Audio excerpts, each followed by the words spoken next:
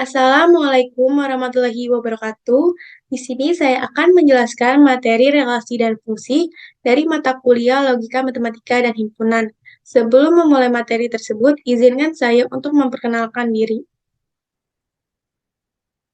Perkenalkan, nama saya Ananda Safitri dengan NPM 22 10 63 10 5003 dari kelas 1C Prodi Pendidikan Matematika Universitas Singa Perbangsa Karawang. Selanjutnya, mari kita memulai materi yang pertama, yaitu ada relasi. Relasi adalah hubungan antara elemen himpunan dengan elemen himpunan lainnya yang dinyatakan dengan struktur. Contohnya, ada 3 anak menyatakan makanan kesukaannya, yaitu Anis menyukai bakso, Rina menyukai sate, dan Nika menyukai nasi padang. Dari pernyataan di atas, terdapat 2 himpunan, yaitu A sama dengan himpunan anak, yaitu ada Anis, Rina, dan Niko, yang B himpunan makanan ada bakso, sate, dan nasi padang. Relasi antara anggota himpunan A ke himpunan B yang mungkin adalah menyukai atau menyenangi. Yaitu selanjutnya ada perkalian kartesian atau kartesian produk.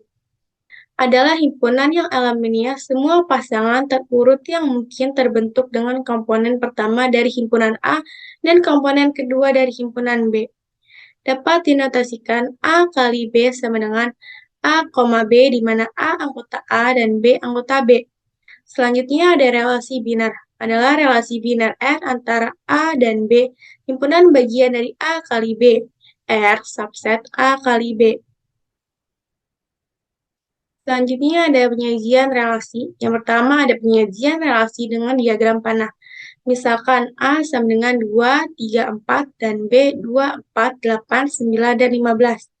Jika kita definisikan relasi R dari A ke B dengan aturan A, B anggota R jika A faktor prima dari B. Bisa kita lihat pada gambar samping, yaitu ada relasi dengan diagram panah.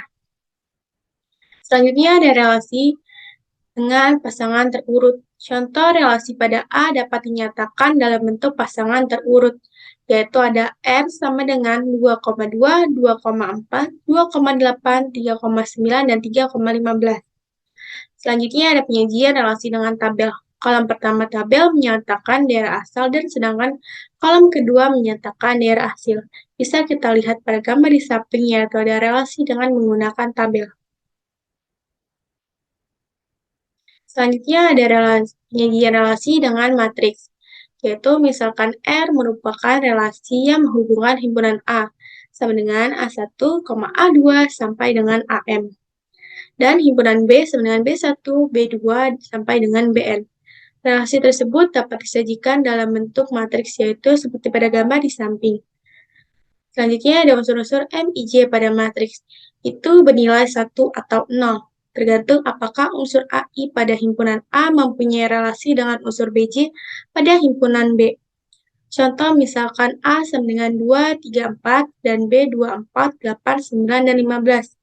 Jika kita definisikan relasi R dari A ke B dengan aturan A, B anggota R jika A faktor prima dari B, maka relasi tersebut dapat disajikan dalam bentuk matriks, yaitu seperti pada gambar di samping.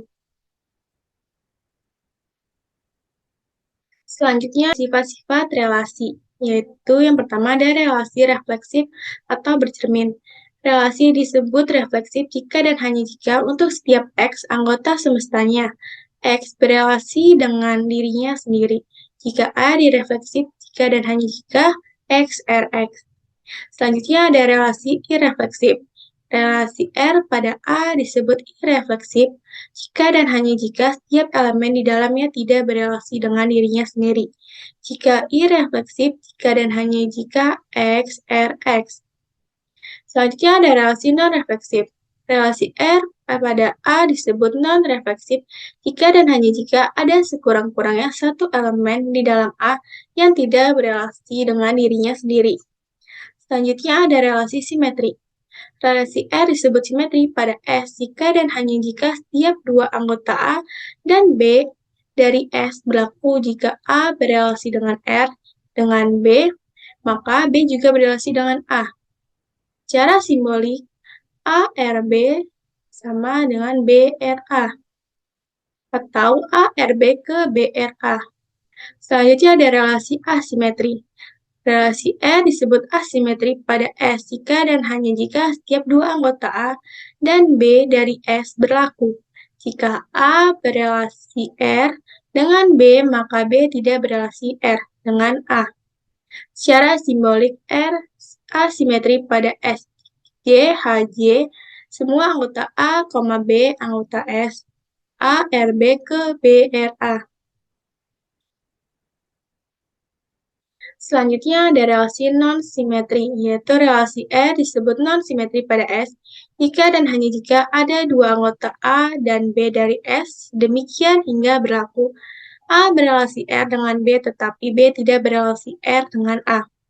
Selanjutnya ada relasi antisimetri, yaitu relasi R disebut antisimetri pada S jika dan hanya jika setiap dua anggota A dan B dari S berlaku. Jika A berelasi R dengan B dan B berelasi R dengan A, maka A sama dengan B. Selanjutnya relasi transitif. R adalah relasi pada A.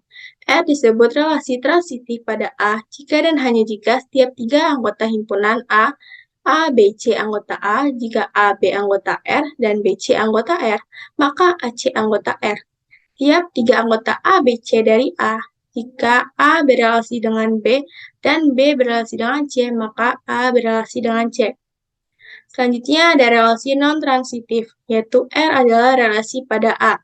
R disebut relasi non-transitif pada A jika dan hanya jika tiga anggota himpunan A, B, C anggota A, sedemikian hingga A, B anggota C dan B, C anggota R, dan AC bukan anggota R. Ada tiga anggota A, B, C dari A, sedemikian hingga A berelasi dengan B dan B berelasi dengan C, dan A tidak berelasi dengan C. Selanjutnya ada relasi intransitif. R adalah relasi pada himpunan A. R disebut relasi intransitif pada A jika dan hanya jika setiap tiga anggota himpunan A, B, C anggota A, jika A, B anggota R, dan B, C anggota R, maka AC bukan anggota R. Setiap tiga anggota A, B, C dari A, jika A berelasi dengan B dan B berelasi dengan C, maka A tidak berelasi dengan C. Selanjutnya ada komposisi relasi. Misalkan R adalah relasi dari himpunan A ke himpunan B. T ada relasi dari himpunan B ke himpunan C. Komposisi R dan S dinotasikan dengan T. Komposisi relasi R adalah relasi dari A ke C yang didefinisikan oleh T. Komposisi relasi R sama dengan A, C di mana A anggota A dan C anggota C. Dan untuk suatu B anggota B sehingga A, B anggota R dan B, C anggota S. Contoh komposisi relasi, yaitu misalkan A sama dengan A, B, C, dan B 2, 4, 6, 8, yang C sama dengan STU. Relasi dari A ke B didefinisikan oleh R sama dengan A, 2, A, 6, B, 4, C, 4, C, 6, dan C, 8. Relasi dari B ke C didefinisikan oleh T sama dengan 2, U, 4, S, 4, T, 6, T, 8, U. Maka komposisi relasi R dan T adalah T dan komposisi relasi R sama dengan A, U, A, T, B, S, B, T, C, S, C, T, dan C, U. Materi selanjutnya ada fungsi. Fungsi adalah himpunan relasi biner F dari A ke B yang merupakan suatu fungsi jika setiap elemen di dalam A dihubungkan dengan tepat satu elemen di dalam B. Jika F adalah fungsi dari himpunan A ke himpunan B, kita dapat menuliskan dalam bentuk F dengan A ke B. Selanjutnya ada domain, kodomain, dan range. F sama dengan A ke B. A dinamakan daerah asal atau domain, dan F dan B dinamakan daerah hasil kodomain dari F. Misalkan FA sama dengan B, maka B dinamakan bayangan atau image dari A, dan A dinamakan prabayangan atau pre-image dari B. Himpunan yang berisi semua nilai pemetaan F dinamakan jelajah atau range dari F. Selanjutnya ada penulisan fungsi. Yang pertama, himpunan pasangan terurut, misalnya fungsi kuadrat pada himpunan 1, 2, 3, 4, 5, 6, 7, 8, 9, 10.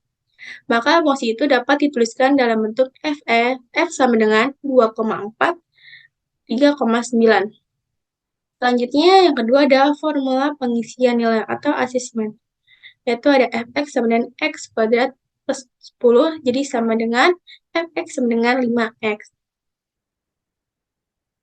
Selanjutnya ada jenis-jenis fungsi, yaitu ada fungsi konstan atau fungsi tetap. Suatu fungsi f sama dengan a ke b ditentukan dengan rumus fx disebut fungsi konstan apabila untuk setiap anggota domain, fungsi selalu berlaku fx sama dengan c, di mana c bilangan konstan. Selanjutnya ada fungsi linear. Fungsi fx disebut fungsi linear apabila fungsi itu ditentukan oleh fx sama dengan ax plus b, di mana a tidak sama dengan 0, a dan b bilangan konstan dan grafiknya berupa garis lurus. Selanjutnya ada fungsi kuadrat. Suatu fungsi fx disebut fungsi kuadrat apabila fungsi itu ditentukan oleh fx sama dengan ax kuadrat plus bx plus c, di mana a tidak sama dengan 0, dan a, b, dan c bilangan konstan dari grafiknya berupa parabola. Selanjutnya ada fungsi identitas. Suatu fungsi fx disebut fungsi identitas apabila setiap anggota domain fungsinya berlaku fx sama dengan x, atau setiap anggota domain fungsi dipetakan pada dirinya sendiri. Selanjutnya ada sifat-sifat fungsi, yaitu ada fungsi injektif. Disebut fungsi 1,1 atau fungsi injektif jika dan hanya jika untuk sembarangnya A1 dan A2 dengan A1 tidak sama dengan A2 berlaku FA1 tidak sama dengan FA2. Dengan kata lain, bila A1 sama dengan A2 maka FA1 sama dengan FA2. Bisa kita lihat pada gambar di samping, yaitu ada fungsi injektif dan bukan fungsi injektif. Selanjutnya ada fungsi surjektif, disebut fungsi kepala, fungsi onto atau fungsi surjektif jika dan hanya jika untuk sembarang B dalam kodomain B terdapat paling tidak satu A dalam kodomain A, sehingga berlaku FA sama dengan B. Dengan kata lain, suatu kodomain fungsi surjektif sama dengan kisarannya atau range. Bisa kita lihat pada gambar samping, yaitu ada gambar surjektif dan bukan surjektif. Selanjutnya ada fungsi bijektif, disebut fungsi korespondensi 1,1, yaitu fungsi into. Fungsi bijektif jika dan hanya jika untuk sembarang B dalam kodomain B terdapat tepat satu A dalam kodomain A, sehingga FA sama dengan B, dan tidak ada anggota A yang tidak terpetakan dalam B. Dengan kata lain, fungsi bijektif adalah sekaligus injektif dan subjektif. Bisa kita lihat pada gambar di samping, yaitu ada fungsi bijektif.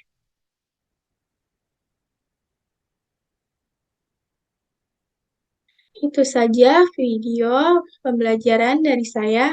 Mohon maaf bila ada kesalahan kata. Sekian dari saya. Wassalamualaikum warahmatullahi wabarakatuh. Terima kasih.